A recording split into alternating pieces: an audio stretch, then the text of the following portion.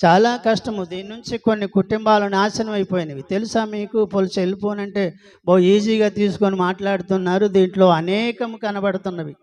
దేశమంతా కనబడుతుంది, ప్రపంచమంతా కనబడుతుంది. ప్రపంచంలో ఉన్న మోసాలు కనపడుతున్నవి, న్యాయాలు కనపడుతున్నవి, అన్యాయాలు అక్రమాలు కూడా కనపడుతున్నాయి. దేవుడు నేను పరిశుద్ధుడను, మీరు కూడా పరిశుద్ధులుగా ఉండమని క్రైస్తవులకు చెప్పినటువంటి వర్తమానము ఎట్లుండాలి? దేవుని మందిరానికి వచ్చినప్పుడు, నీవు దేవుని మందిరమునకు వెళ్ళినప్పుడు నీ ప్రవర్తన జాగ్రత్తగా చూసుకోమంటే ఫోన్లతో అటు ఇటు తిరగటం, చెవులలో మాట్లాడుకునేది కాదు.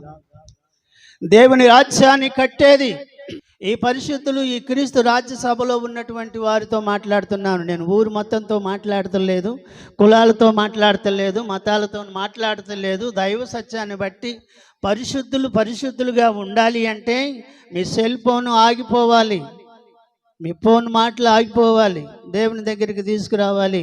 ఆ సెల్ ఫోన్లు ఉండటం వల్ల ఎంత నష్టమో తెలుసా? సెల్ ఫోన్లో రహస్యాలు మాట్లాడుకుంటారు.